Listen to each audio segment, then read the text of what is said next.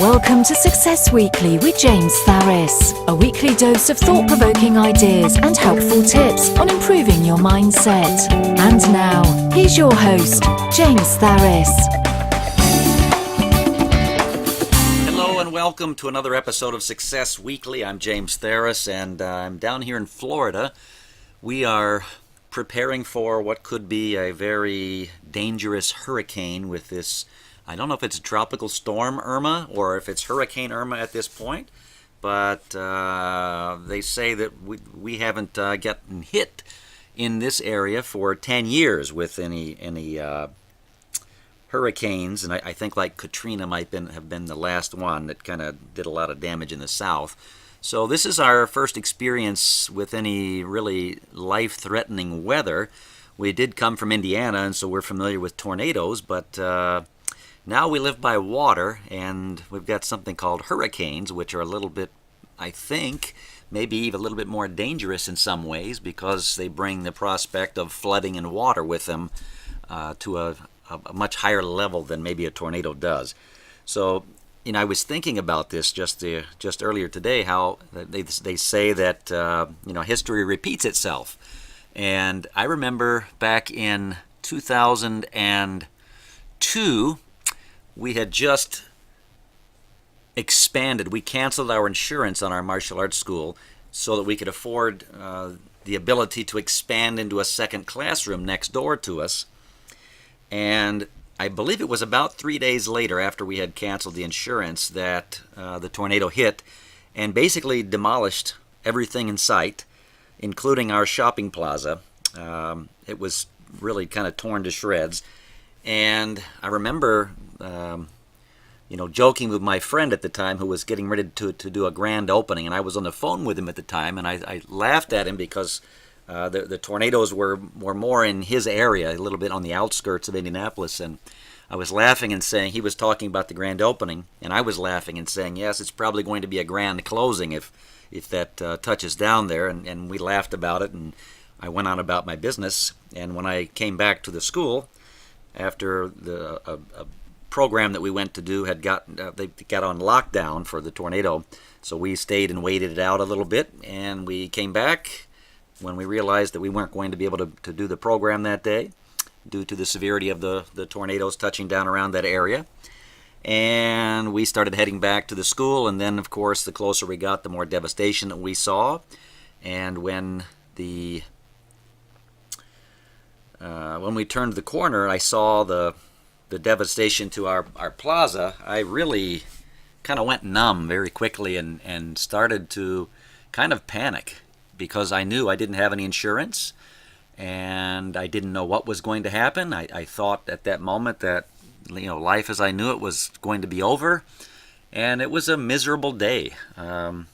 So I'm kind of getting some vibes like, wow, that could possibly happen again here in Florida.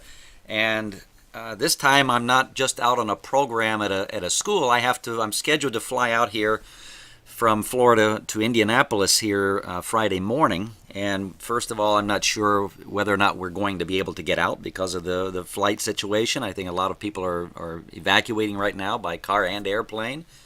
We did check on a second ticket for my wife, and all the flights that day look like they're sold out. So I do have a ticket, but what's going to happen if I leave and fly to Indianapolis if I'm even able to get out, and then something like that happens, and my wife is here with the school and with the home, and absolutely nobody that we know here in Florida. So anyway, that's kind of what's going on in my life, and yes, a little bit on edge, I guess, about it, or just thinking about it. I guess on edge is not the right word, but more just kind of got it in our awareness and in our radar, and we've kind of been down this road before.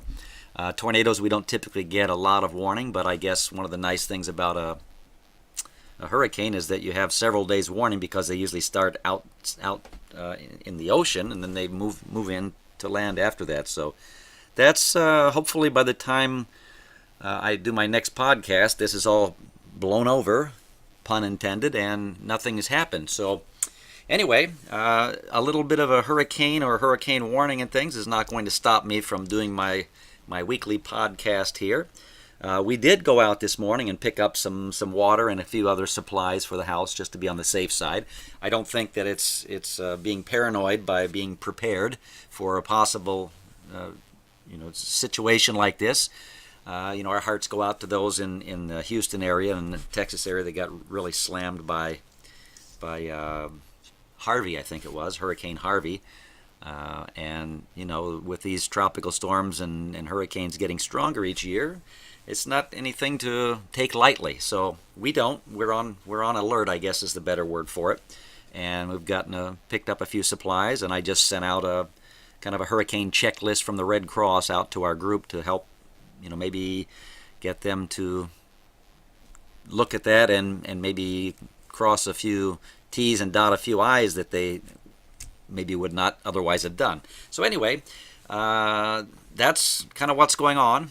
And I saw I think it was last weekend, the movie The Birth of the Dragon, and that's basically it's a biopic, a little bit of a biopic on a couple of weeks of Bruce Lee's life in I think it was in California, in San Francisco. I'm not positive on that, but anyway, I guess the movie came out last year and it was released overseas, and it had a little bit of a different story plot, and it wasn't very well received, and so it got poor ratings, and they had to go back in based on the feedback that they got and recut the movie so that it would be more centralized on Bruce Lee. I guess it was focused more on his student Steve McQueen, the actor, and in the movie the guy's name is Steve McKee, but that is really the character they're portraying is Steve McQueen, one of Bruce Lee's first celebrity students.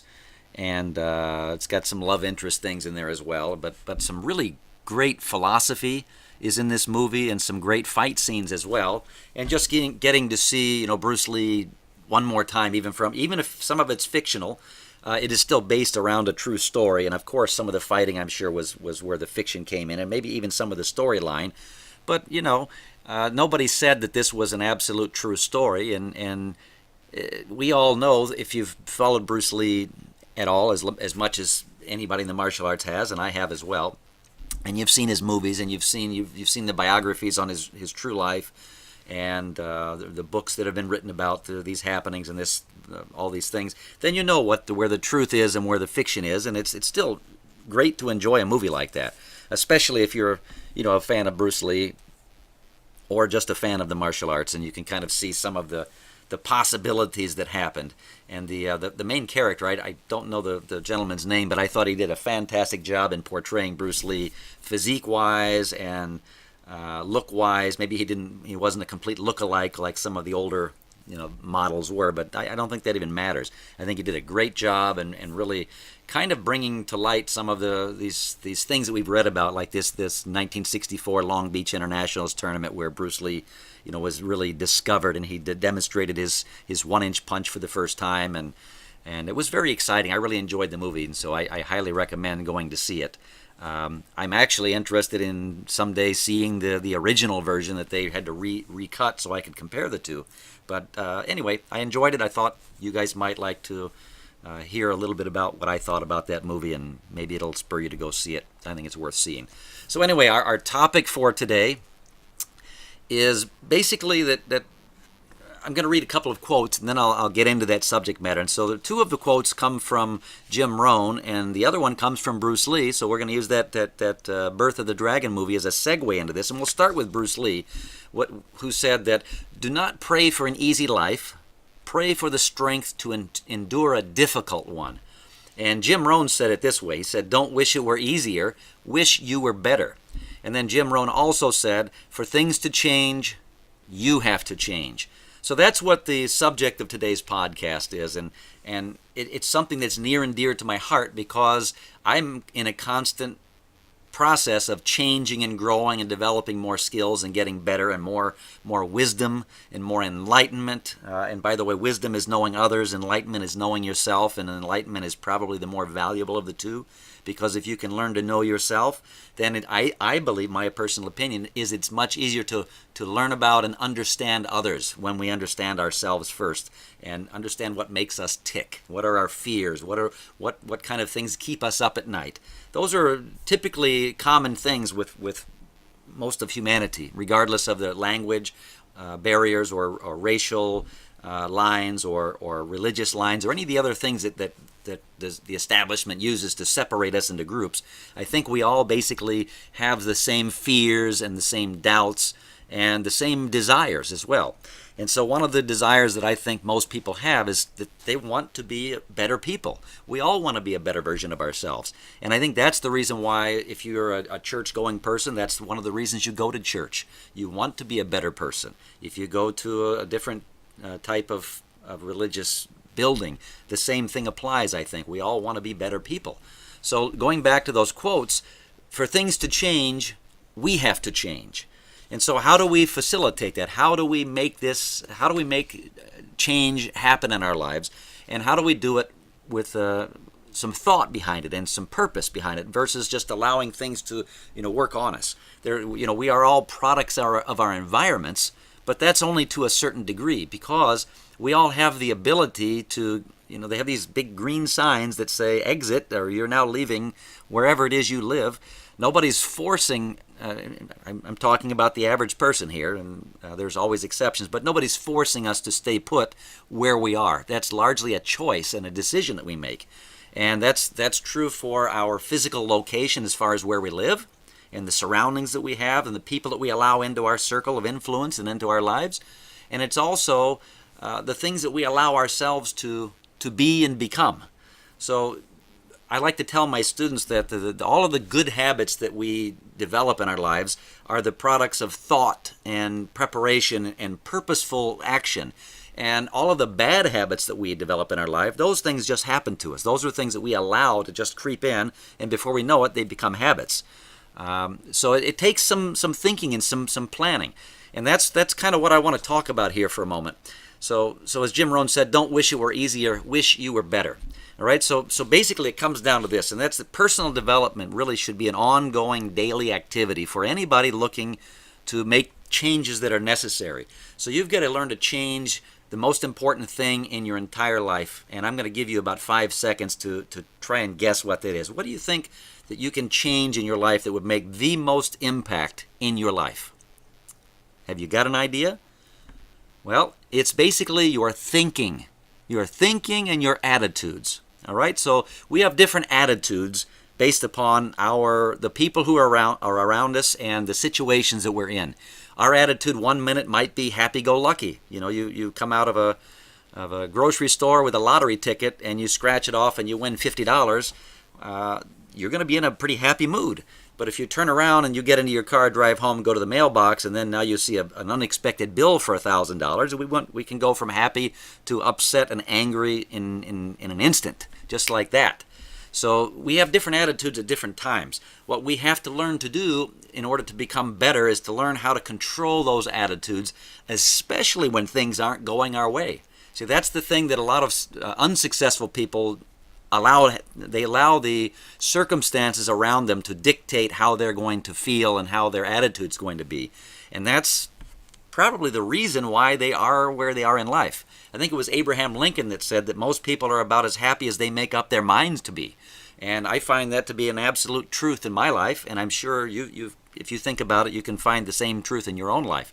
And, we're basically in life where we choose to be. We are in life where we want to be. And what does that mean? That means that our decisions, our actions and our decisions, our beliefs, our attitudes, all determine where we end up in life. So if a person is struggling with their weight, well, nobody's forcing us to shove those, 3 extra Twinkies in our cake hole and eat and, wash that down with a gallon of, Diet Dr. Pepper or Diet Coke or whatever it is that we drink. Nobody's forcing that upon us.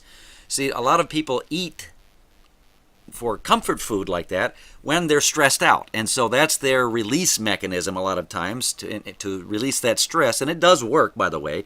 When you eat comfort foods, you eat some Hostess cupcakes, for instance, that just the taste it just takes you away for a few minutes, but it has long-lasting negative effects. And one of those is weight gain.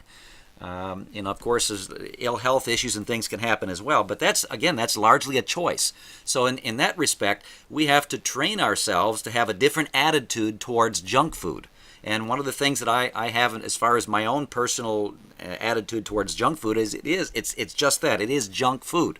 It's delicious, but it's still junk food. So I allow myself 1 day per week to eat how much ever junk food and different types of junk food that I want to. And so some days or sometimes during the week, I might even start a little list of the types of candies or confections that I want to eat this weekend, but it's only done on Saturdays. There's just a limit to how much damage one can do to one's body by eating crappy food 1 day per week versus allowing that to become a habit. So it's an attitude that I've adopted towards sugary foods and fattening foods and foods like pizza and pasta and things like this that I know are not good for my body. So on Saturday, I go hog wild. I decide I'm just going to, allow that because I'm going to enjoy eating sweets. I'm going to enjoy eating bread and cheese and pasta and all these other things that are really great tasting, but not great for us. So I know that I'm going to enjoy these things instead of saying, okay, well, I'll just forget, the whole diet deal altogether and I'll just eat this stuff whenever I feel like it. See, that's a losing attitude, and that's what helps you gain weight and lose, respect for yourself, and it's a vicious cycle to get into, and so we're talking about food there, but that could go for exercise, that could go for relationships, that could go for your career, that could go for getting better grades in school. It doesn't matter. It can virtually anything and everything. These same principles apply. So personal development has to be an ongoing daily activity for anybody that's serious about changing as a person. Because as I mentioned, we have to change our attitudes and our beliefs first. Once we can do that, we can then begin changing other things in our lives. And so it's important. It's important, not to, set a goal to change 10 things at one time. You've got to change one thing. So you've got to sit down and maybe analyze a little bit of your life to say, what is it that I need to change? And where is the area that really needs it the most? It's kind of a triage. So triage is what hospitals use, the emergency room. When people come in, they're placed in what's known as triage. And that is basically when the nurse looks you over and determines that your pain or your sickness or your emergency is not quite as much of an emergency as the person sitting over there that's got a rake, hanging out of the side of their neck. Maybe their situation is more dire, and so they're going to be bumped up the list a little bit. That guy might be, the guy with the rake may not be like the other guy sitting next to him who just had both of his arms taken off by some kind of a combine machine or something.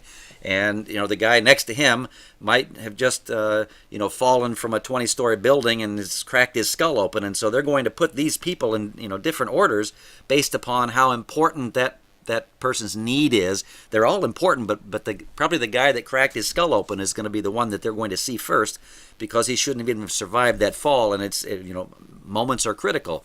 And then they'll work down the line until they get to the guy who stubbed his toe on the kid's toy and fell over the couch and bumped his shoulder on the edge of the coffee table. He might be down the list a few areas.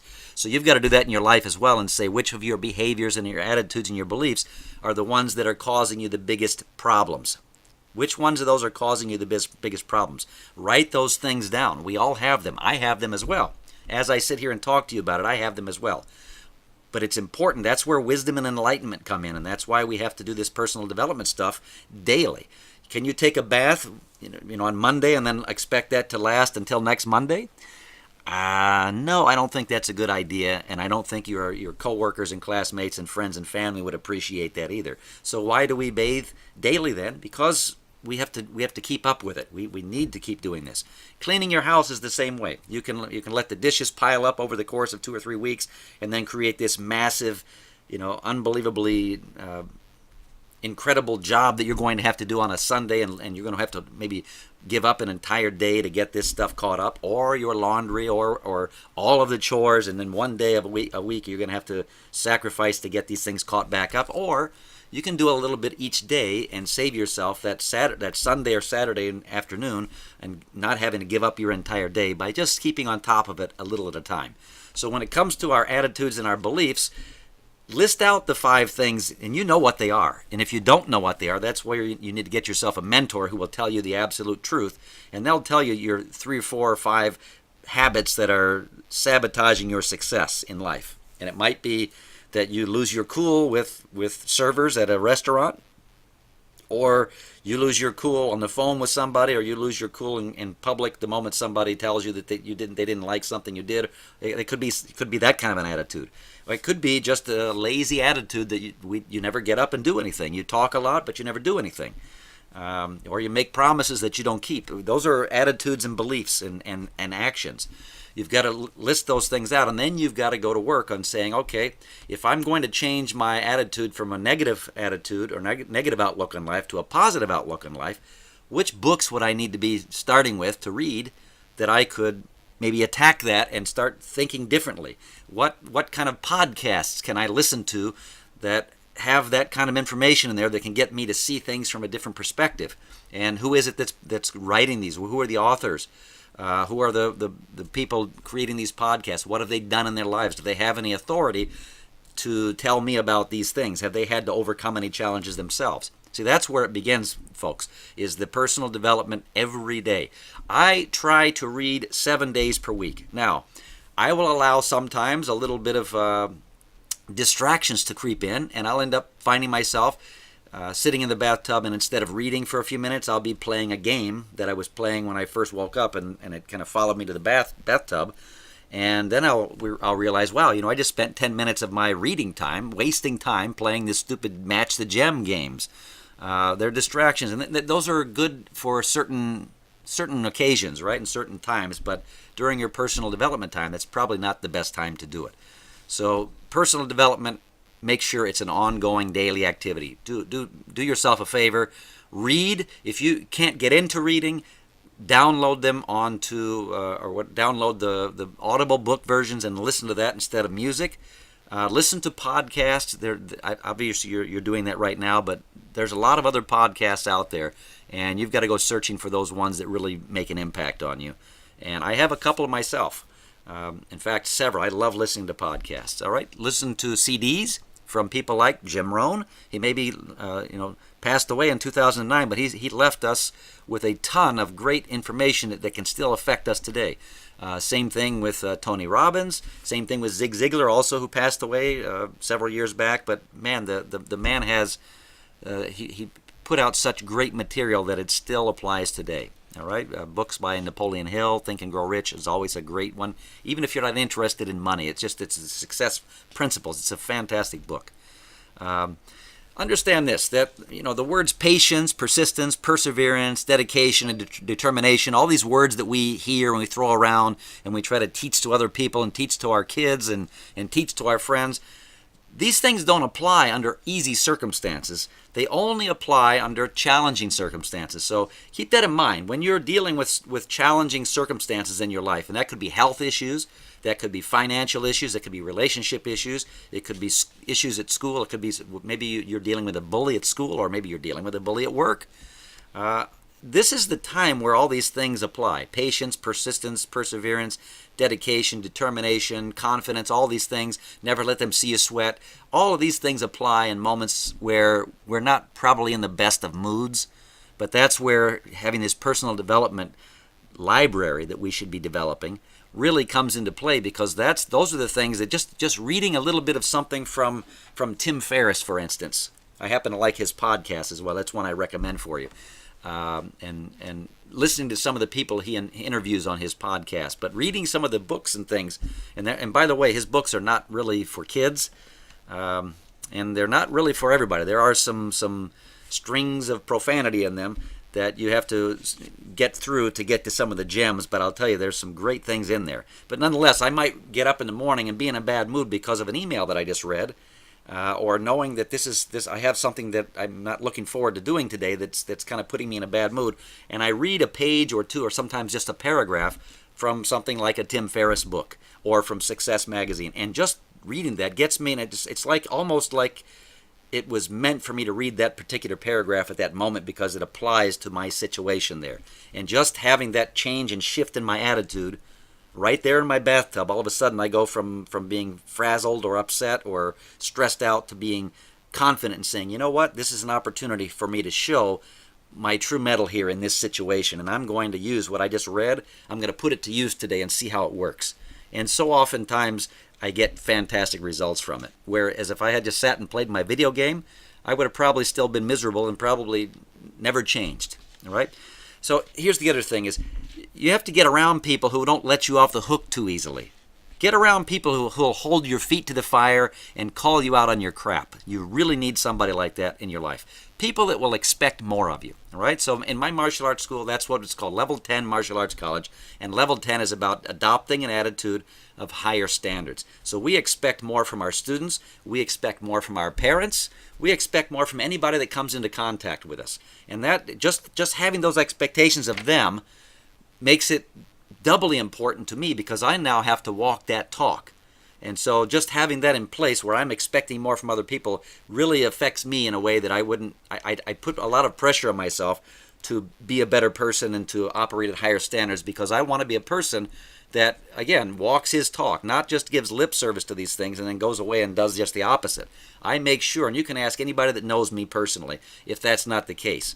When it comes time for my diet, I get offered things all the time and I turn them down. And in fact, we just came back from Carrabba's for lunch today, and we do this every time we go out. And we ordered a salad and some grilled chicken on it. I made sure that the dressing was just vinegar and oil dressing, and there was no cheese on it. And then, of course, she brought us bread, and those are things I don't eat until it's Saturday. So if it was Saturday, I would have said, sure, bring more of those things and pile it on. But today, I refused it, and my wife refused it. We do that all the time. Yesterday, we were out at the beach, and we had all kinds of food.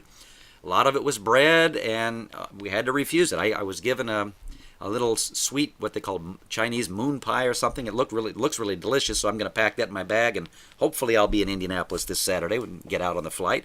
And guess what? I'm going to eat that day. I'm going to eat that moon pie. But I did tell my student yesterday that I appreciate and thank you so much for this, but I can't eat that today because it's not my cheat day, my what I call fatter day.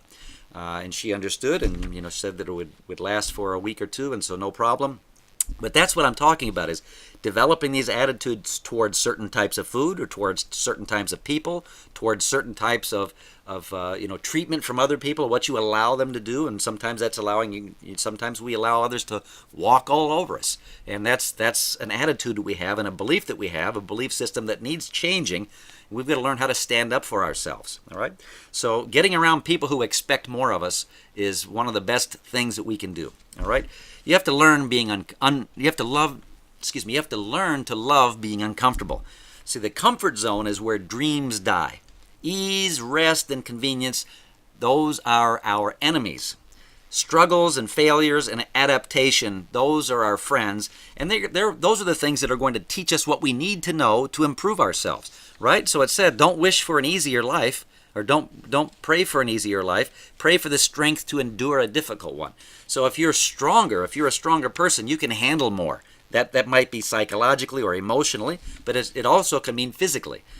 Keeping your body in tip-top shape allows you to have more endurance and more strength to do just everyday activities with a lot more ease, right? I think that a lot of people, as they get older, they stop exercising, which exacerbates the aging process and tightens up the joints even faster. And that's the reason why I think a lot of elderly people slip and fall, and then they break a hip and break bones and things like that because they stopped moving at one point, and their bodies just kind of it's use it or lose it. And I think that applies to anything that I'm talking about here. So understand that success is failure turned inside out. You've all heard that before. And that all great success stories, every single one that I can think of, and all great success stories include some failures, setbacks, challenges, and struggles. And you have to expect that those things are going to happen in your life as well. But it's not about what happens to us. It's about how we respond and how we reply to the things that happen to us. And that comes full circle to what I was talking about in the very beginning, right? Let's go back to the tornado that I talked about in 2002. When I first saw it, my first instinctive response was dejection. I mean, I don't know if that's the right adjective, dejection. I guess I wasn't dejected, maybe dejected by God. How could this happen to me?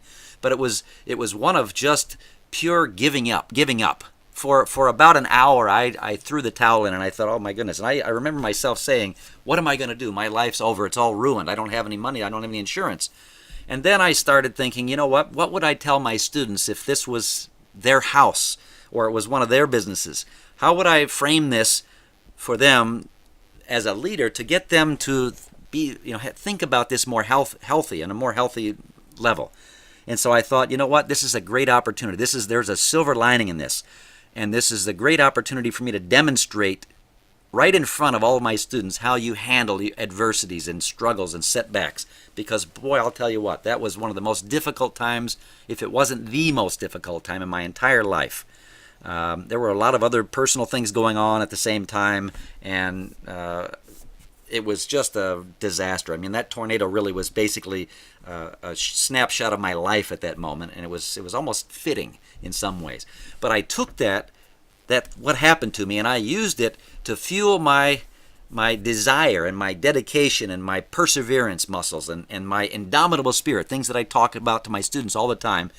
And I made in my life the biggest comeback that I've ever made in my entire life. And I took myself out of $70-some thousand worth of debt. I removed that in 12 months. I built the school up bigger and better than it ever was before. And guess what? I got my insurance taken care of, and it all worked out beautifully. Now, I would never want to go through it again, and there's still the possibility that could happen this weekend. It could be a replay. And if it does, guess what? I've been in the situation like this before, and I will rise from the ashes again if it happens. Hopefully, I'm knocking on, I don't know if this is real wood, but I'm going to pretend that it is. I'm knocking on whatever I can knock on to hope that doesn't happen and hope that it passes us by. But if it does happen, hey, we're going to hunker down and we're going to come back bigger, better, and stronger and faster than ever before. I have no doubt about it, because I am a person that works on personal development daily, and I surround myself with the right people, and I expect more of myself. I hold myself to these expectations, and even when nobody's looking, I'm still thinking about these things, because what if somebody happened to see me that I didn't think that they saw me and I was behaving differently? I couldn't fathom for that to be the case. So I just don't engage in activities that could lead me into into that kind of a situation. So that's what it's all about, guys. Your character is who you are when nobody's looking at you, nobody's watching you. And so that's where personal development comes in. Make sure, if you've not been doing any personal development outside of maybe listening to this podcast, this is a good start, but you have to do some reading as well, and or listening to books on audio, whatever you have to do. Get out to some live events and some seminars.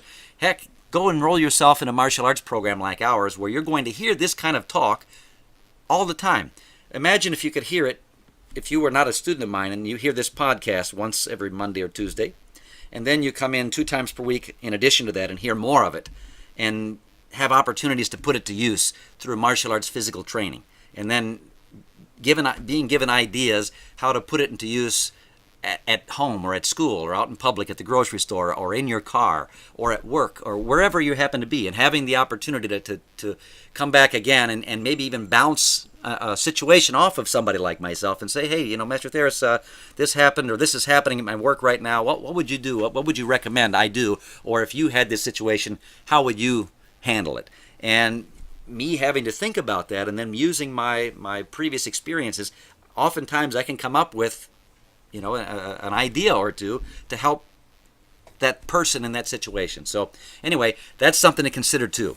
Martial arts is not just for self-defense, it's for a heck of a lot more, and sometimes the self-defense that it is for is what Zig Ziglar called stinking thinking, and stopping that little voice in our head that says we're not good enough or fast enough or we're too old or too out of shape or whatever it is that we're using for excuses as to why we're not achieving the goals and dreams in our life. So that's what I've got for you this week. I hope you enjoyed today's podcast. If you did enjoy it, please let me know that in the comments, and I'll talk to you next week. That's all for this week. Tune in next week for another episode of Success Weekly.